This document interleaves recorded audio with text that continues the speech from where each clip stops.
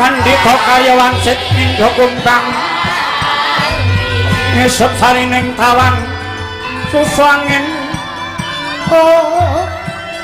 susu angin ngending gone yang kali ingkang kong bisining wong pangyang pikiring bunglu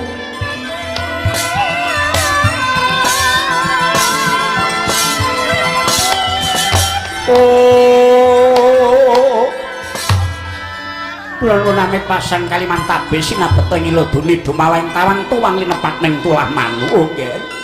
Kula resi dahon ing krapto ngarsandika anggir Kakrasana. Waduh Peremban ngaturaken sembah pangabekti kula tampi dawah sami-sami. Dene jinandika sampun tepang kaliyan kula. Oh nggih. Kula menika Brahmana Ngulandara.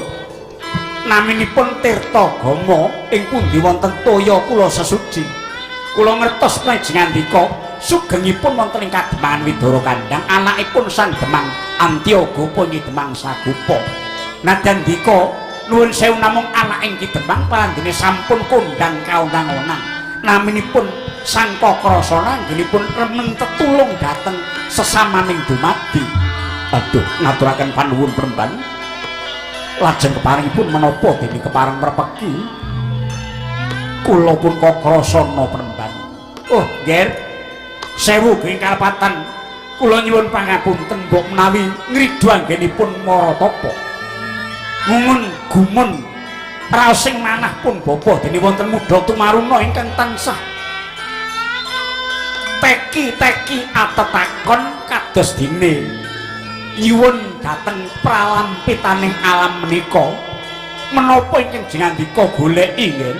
Aduh Peremban yen pangapunten estunipun kula menika kepengin dadar jiwa raga ingkang kula upaya boten sanes kejawi namung kaweningan saged raup toya bening satemah padang jagat kula awit kula ngraosaken kawontenaning praja Mandura titi mangsa menika kados badhe risak ingkang menika Peremban mila kula Maratapa wonten ing tengah-tengahing wana menika boten sanes kejawi menawi dewa kepareng mudaneni dhateng panyuwun kula paringa pepadang dhateng lampah kula satemah gesang kula saged piguna dhateng bebrayan musa miwah bangsa negari kula sak saged-saged kula saged udu urip jiwa raga kangge tetombok dhateng jayaning negari kelairan kula.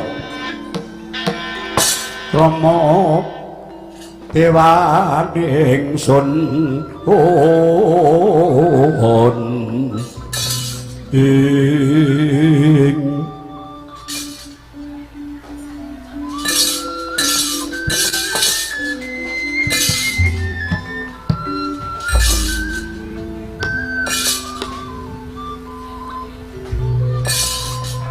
ngger ngantos bingah sing manah pun bapa dene kula mireng menapa iki dados pangandikanipun anggir.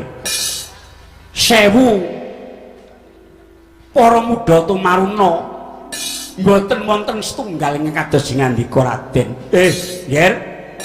Niku pun bener. Tegese niku wong golek becik, sapa golek becik mesti lunga alane. Sing sapa ngokehke bab kabecikan nadyan mboten duwe karep buang ala. Ning awon utawi elek kala wau menawi kulina tumindak sae ngudukaken jiwa raga tumrap nusa bangsa miwah negari lan tetulung ingkang tanpa pamrih inggih kados lekas ndika kala wau dangu-dangu elekipun tartantu badhe nyingkir piyambak nggih.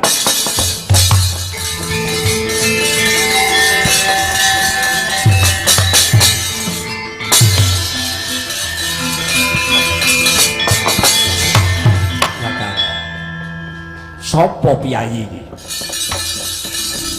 Ana piyayi titis ngendikane kok mentes.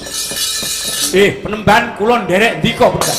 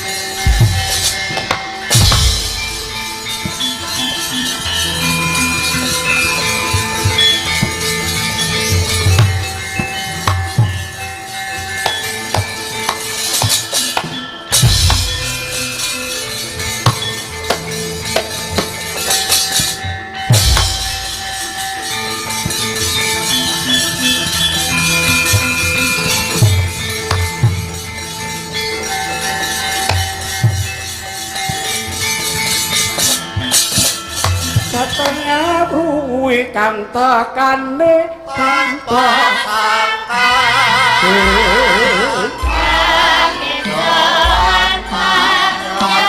tan sembahiring ulun kapur barisan murdeng rat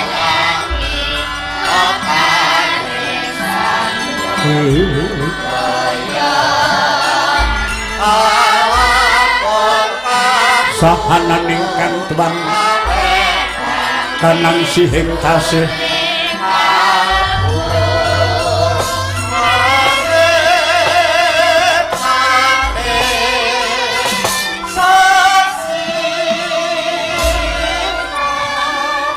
kula kok rasana sumurupa sejatine resi Dahana panjenengan ulun Sang Hyang Buddha kaya Bathara Brahma kayangan cung arga geni. Waduh pukulun ngaturaken pangabekti mugi kunjuk sanggaping pepodo paduka pukulun. Iya kakulun tapa panestulung tumrapa parang jeneng para kagi dat kabuninge jimat paripih pukulun. Aduh pukulun sanget boten nginten bilih paduka mangarca padha merpeki kula. Iya kagi sumurupa ulun matedhake nugraha loro cacahe Kiai Nenggala lan Kiai Lugara ingkang mus manunggal kawan sira ingkang sekawit wujud sarpa iku kabeh dadi darbek kita kaki Kakrasana.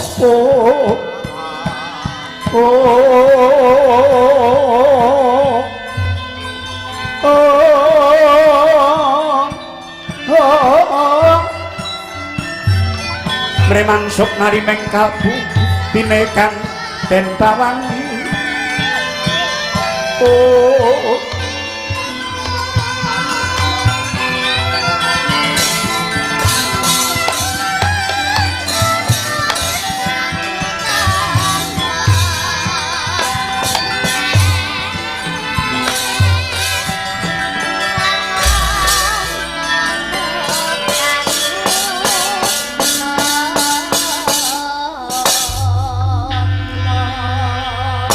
sanget boten nginten dene peparing nugra sih saking paduka pukulun ingkang mekaten dhateng kula pukulun. Iya kaki Kakrasana lan sumurupa sejatine apa kang sira tindakake wiwit ana ing padukan Widara Kandhang nganti tumeka ing titi mangsa iki kabeh mau minangka dadi laku kang utama. Kula sumurupa ana wewangson ingkang becik ya kuwi aja cilik ati yen to nandur kabecikan ora ana wong sing weruh lan ora entuk panarima ora perlu sira kuwatir. Jer sak rupaning pakarti nenandur kuwi sauger wijine apik mesti cukule becik kok krasana. Aduh kula ngaturaken panuwun. Iya ya Kaki. Edi-edining barang darbe tumrap wong urip ingkang kepengin rahayu budine ora ana liya kejaba amung laku kautaman kaya kang sira tindakake. Nadyan tata tombok jiwaraga iku dadi dalaning rahayu.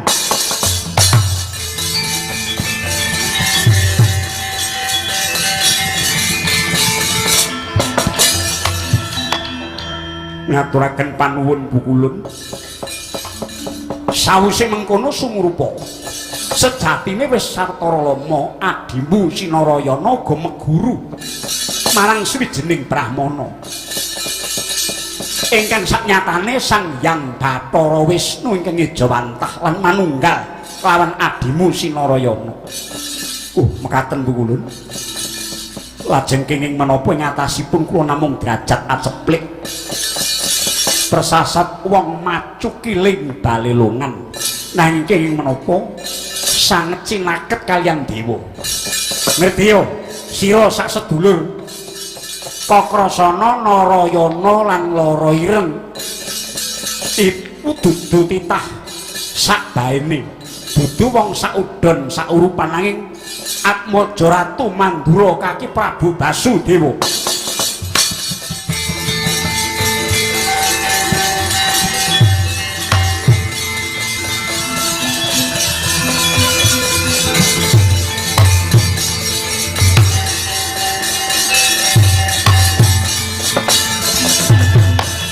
Kuntuan kara kingken ler manguswa kang layon kenyelan memanise wadananira layu kumel kucemrah maratani marang sariranipun. Ukulun jebul kuat Atmaja Nalendra Mandura sinuwun Prabu Basudewa. Iya menawi mekaten lajeng Kangsa Dewa menika sinten? Putra sing mungsuh Sigara Wangsa ingkang nyidra resmi garwa Ratu Mandura Dewi Maerah wastani. Mula titi mangsa iki Projeng Mandura kaya dene jati ketusupan luyung ana kemadoh ingkang tukul ana ngemper. Yen Ndrebala bakal saya nggateli. Aduh Pukulun. Balya adi-adimu Kandhanana iki ana adu-adu jago Mandura. Nanging kuwi mung nakal julike Kangsa Dewa nggone bakal ngrubuhke Mandura.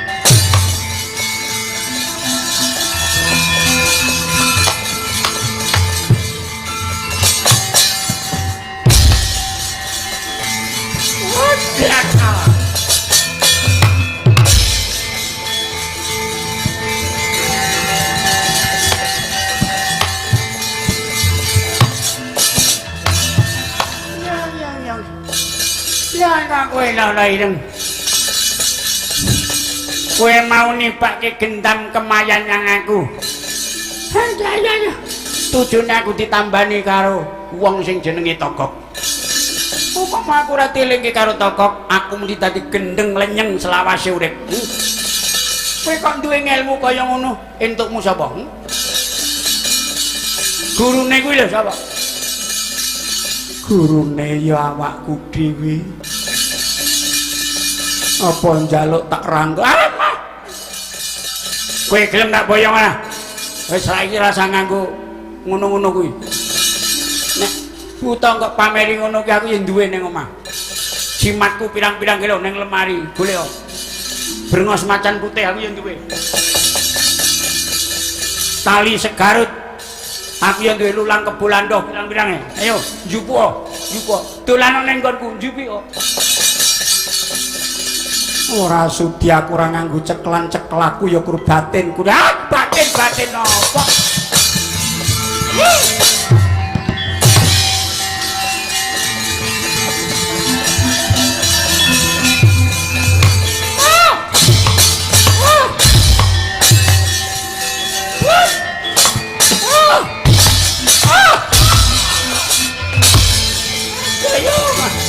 Sakit kaya ngene.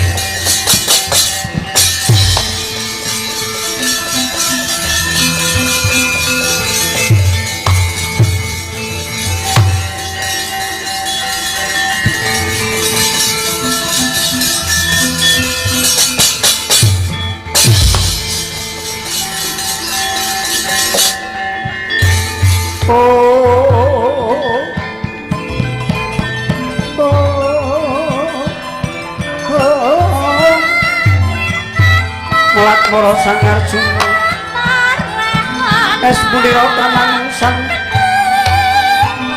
kaseban tingkang mungsung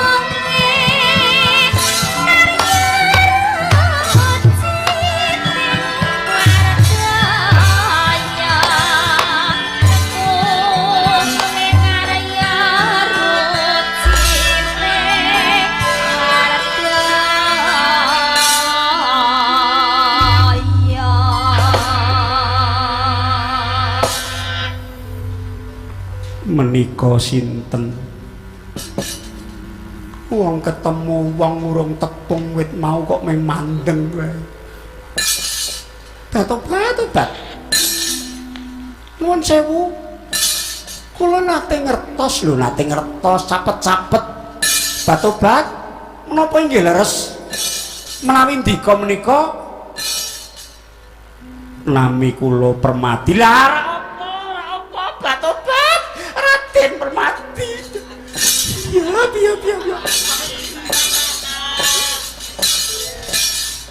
saestu inggih kok mboten beta Punakawan namung tiga ingkang tumut ingkang setunggal pilih ngemong tiyang sanes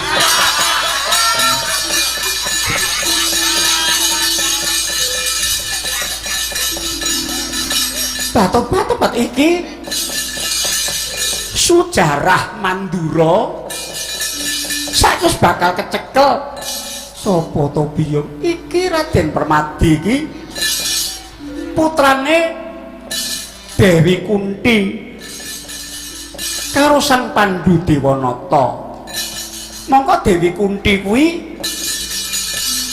rayine Prabu Basudewa ratu ing Mandura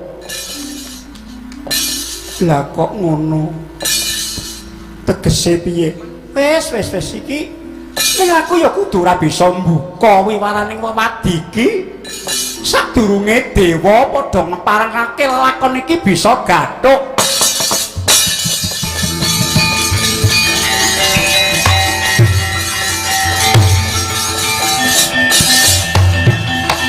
batobat kowe lunga menyang ndi ora mulih-mulih Dewi Dara Kandang kita kan buta saka Sukapura. Adimar dipek karo Baswara Kamsa. Kosek to biyo kosek. Aku ki lunga meguru. Aku ya wis entuk gawe. Aku wis ngerti kabeh saiki. Mula aku mau ndelik ning kono aku ngrungokke ilmu rembugan.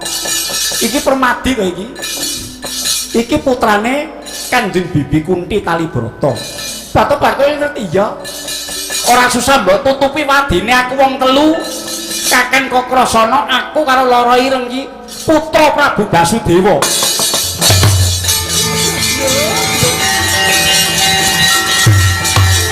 Walah kalah.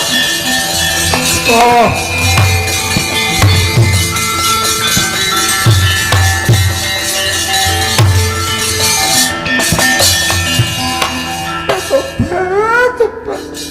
Aku iki ngimpi apa dek bengi batobat bisa gathuk.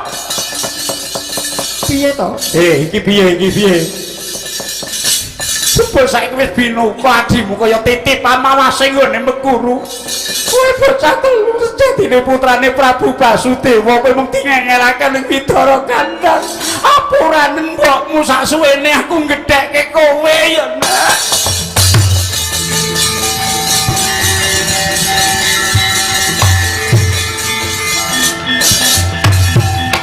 Kowe aja nangis ya, Mbok.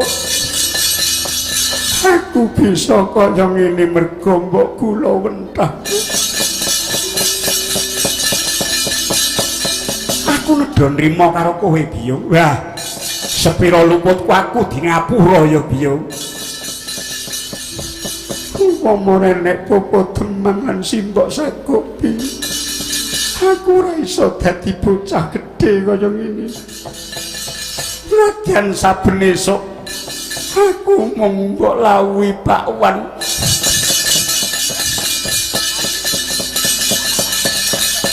Karo rempeyek greh wae. Greh lete adoh-adoh. Nek kabeh mau bisa gedhekake pamikirku. Permati kae dulurmu. Kae dulurmu yen Permati iki putane Dewi Kunti Talibrata. Dewi Kunti iki adine Sinuwun Prabu Basudewa kuwi dulurmu.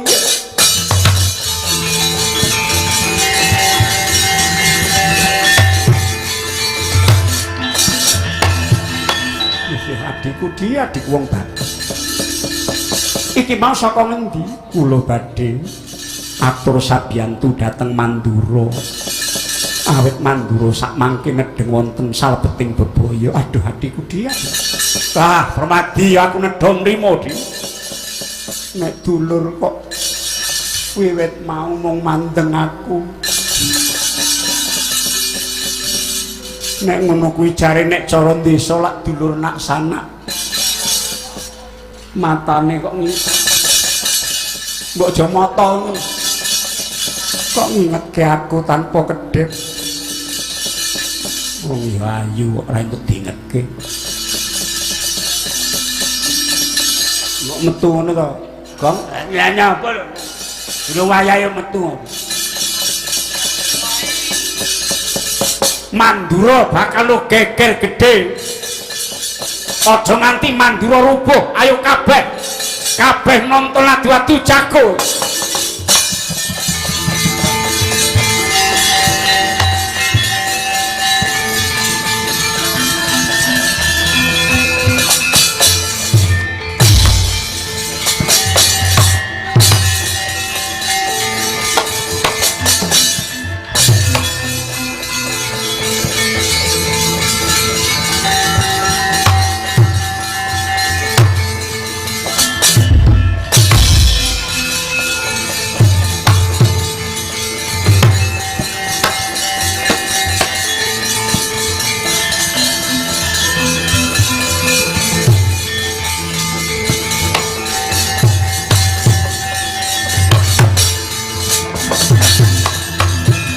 Paman Arya kula wonten dawuh nggih. Sampeyan ampun jelek. Oh mboten. Rina wengi kula mangan enak kangge kasantosaning raga kula. Sing baku wong bule karo bocah ireng. Yen ketok mangkletak nenggon mangke wonten kula.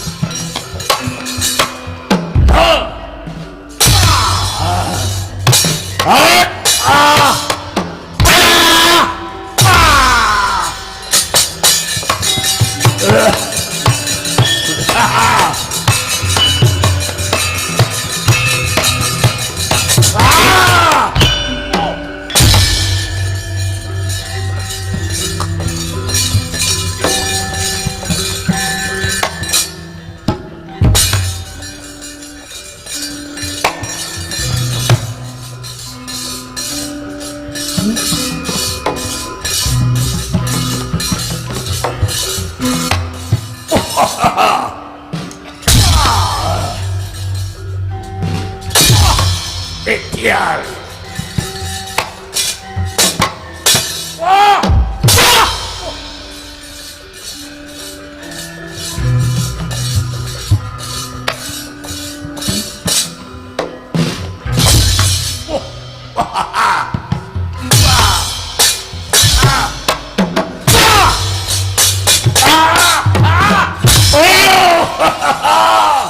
Mati Allah.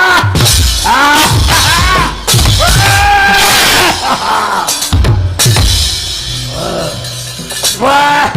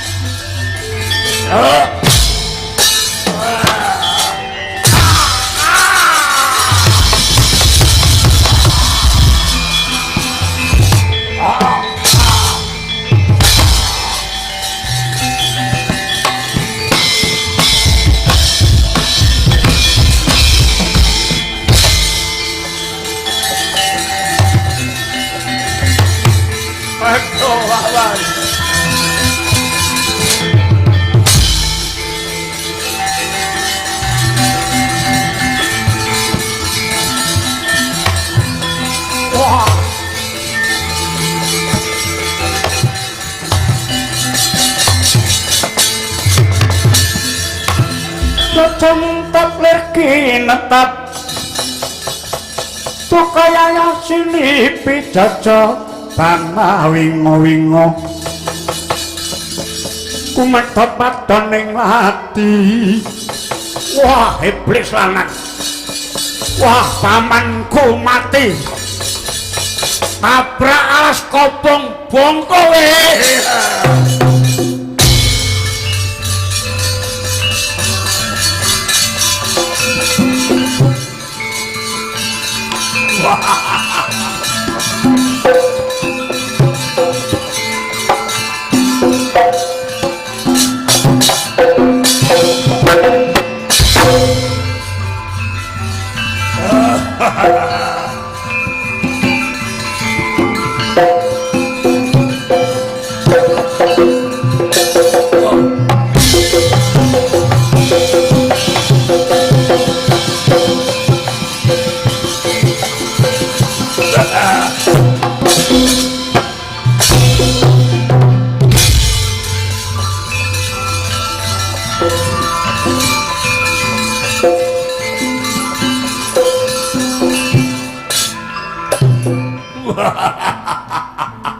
Sawa Bratasena, Kangsa Dewa, Basuwara Kangsa, Jaka Maruta, Jaya Prakangsa, ya Kamsa. Minggat ora pantes urip ning Mandura. Piye? Kekeden sirah. Oh iya apa kon niku? Allah apa. Becandamu. Hot.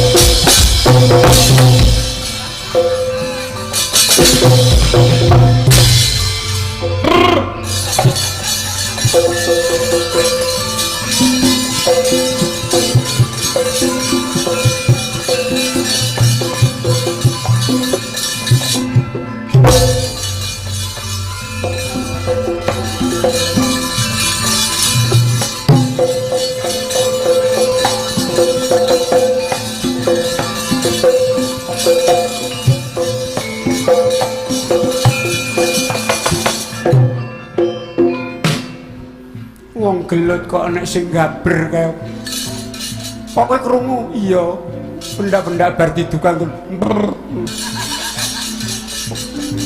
nggo kaya aku ya ora mudeng kok nek ngonoke barang aku ya berdelok rodok nyedak ya kan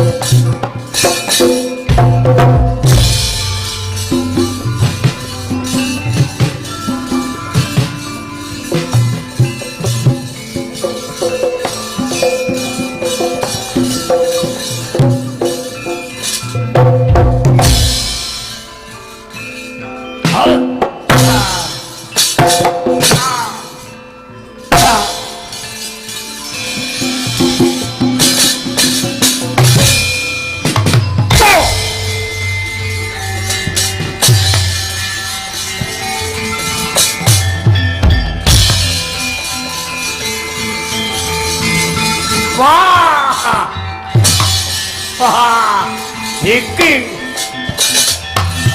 sing tak goleki ya iki wonge kowe anak ratu Mandura Dhelike jenengmu Kakasana Mutiar wongko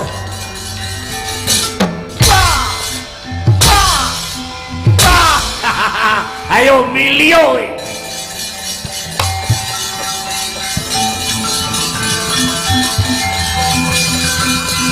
ya ngendi ya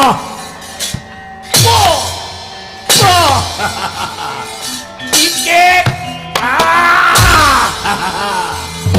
ya ora minjuk gawe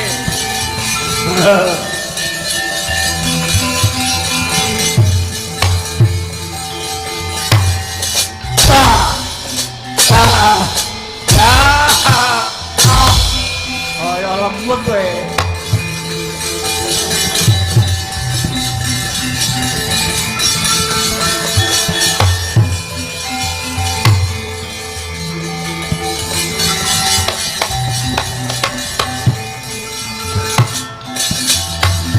wong bagus iwa pijet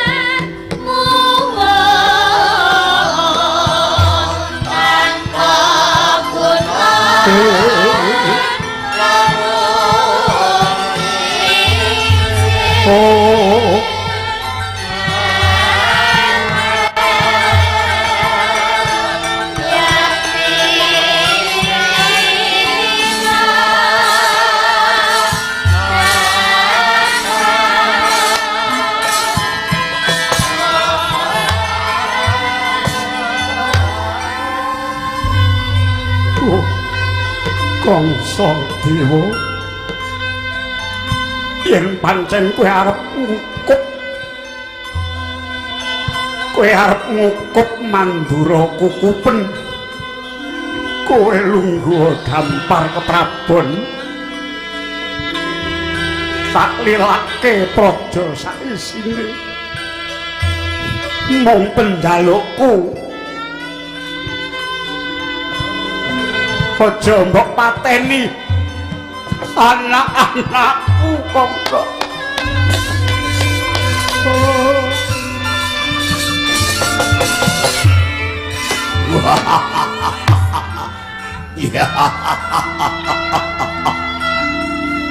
Kowe saiki lagi krasa Basudewa. Utang pati nyaur pati, utang nyawa kudu nyaur nyawa. Iki anakmu kan mbok kutang-kutang, mbok deng-deng kaya kendang. Kok krasana Narayana iki sempalaning jiwamu. Saiki bakal tak jur tak remuk ana ngarep mripatmu.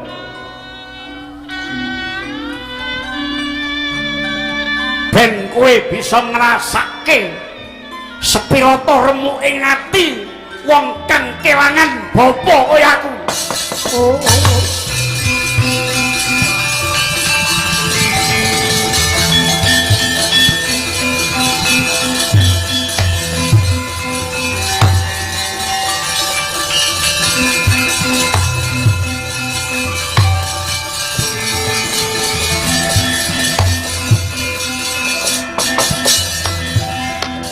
Kadang rumampet wit kambil kadeng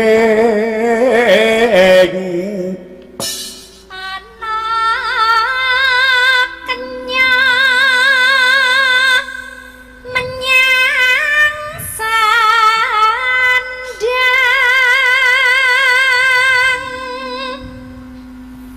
medak nyangking mendang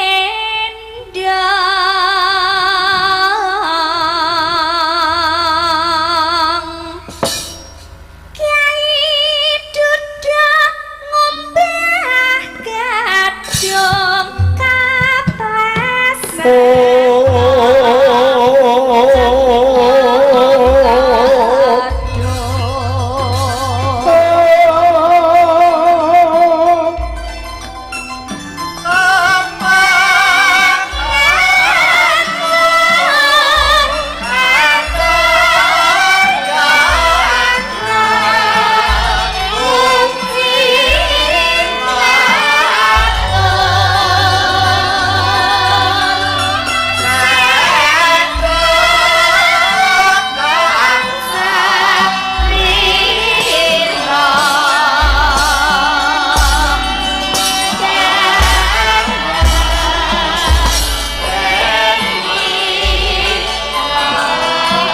menteng netrane Harya Kangsa Dewa tatampa kedhep nganti kedhep tesmak pamandengi mung domblong delek-delek saya kendho panyepenge dupi mulat citraning sang ayu Bratajaya ya sang Raha Ireng wiwit pasumbulan nganti tumeka dlamakaning suku sayekti datanana getek cacate satemah bingung wewuyungan sang Harya Kangsa Dewa sang Jaka Maruta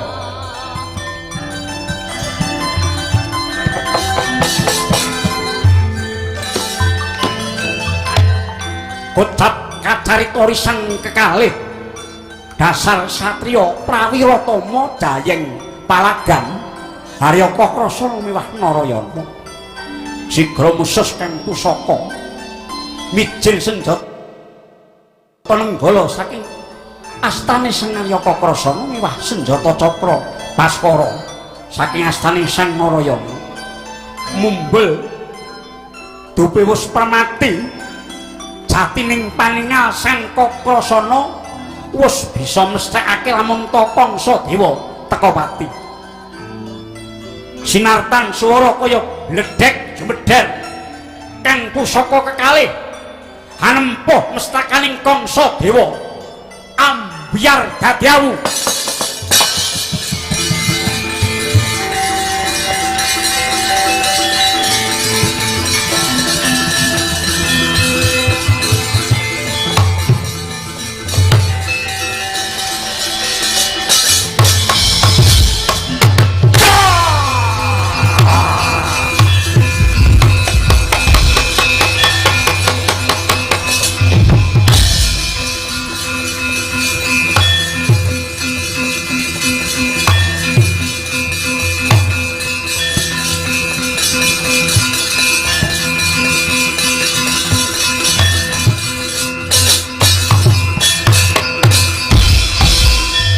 saya dalu harara sabyor kang lintang kumedhap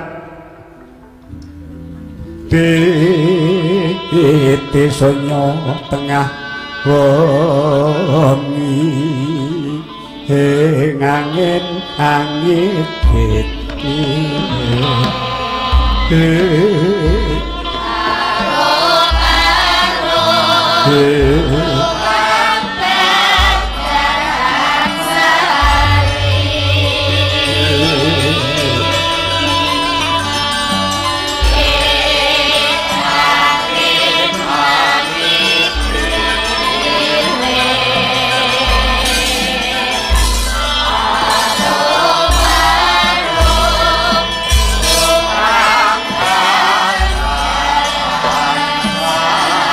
Duh jagat Hyang Agung paduka sampun paring pepadang dhateng jagat Mandura. Oh anakku nggih anakku Kakrasana Narayana lan kowe lara ireng kowe kabeh wis bali ana ning pepangkoning pun bapa ya nggih kula ngaturaken pangabekti mugi kunjuk Rama Prabu. Pangabekti kula mugi kanjuk ngas paduka Kanjeng Rama Prabu. Iya bekti Rama. Iya kabeh tak tampa apuranen pun bapa dene nganti semono taun sira dadi wong paporiman tak titipaken ing padukan Widara Kandhang nanti anak ing ratu nglakoni urip papa kaya dene kawula sudra nang sedaya menika malah andadosaken pandhadaring lampah jiwa raga tetep sesanggemaning gesang kula supados Kakrasana Narayana lan lara ireng menika tetep piguna dumateng bebrayan ageng minggahing nusa bangsa negari. Kula kacetha dewa wis mayungi marang lekasing Praja Mandura. Kula kang iku Lerena Sawetara. Oh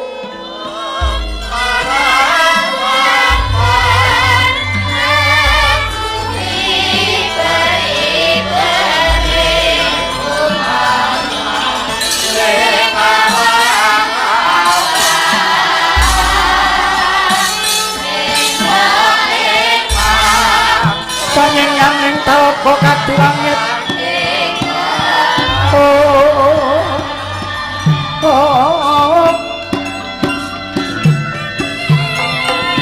mandang tanpa sulan upamaneka intang tulya kusumaya sumawur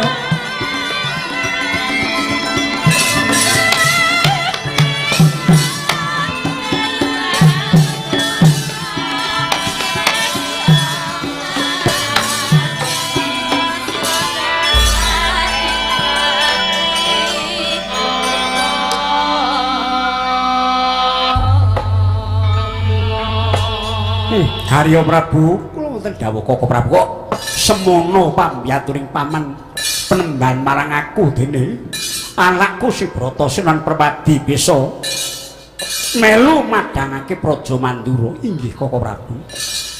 Wah, bektiku katurawa Prabu. Pangabekti kula katurawa Prabu Mandura. Iya kula, iya. Aja mulih dhisik kowe ning kene ya nggih. Inggih Koko Prabu, iya ning kene. Bratasena perang nganti gaber-gaber aku seneng kowe menang ya nggih. Diwangi karo anakmu lanang jebul iki anakmu. Iya Ki Kakrasana. Oh kula ora ana rasa panarima kang bakal tak paringake marang sira kula kabeh. Saiki Praja Mandura wis padhang jinglang kang sinandhang. Oh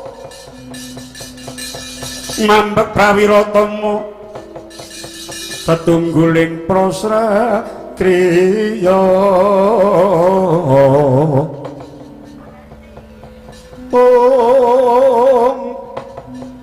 prawirang sangat jayeng ajurip manebak manut raneng gono magawe gelar sira wang-wang.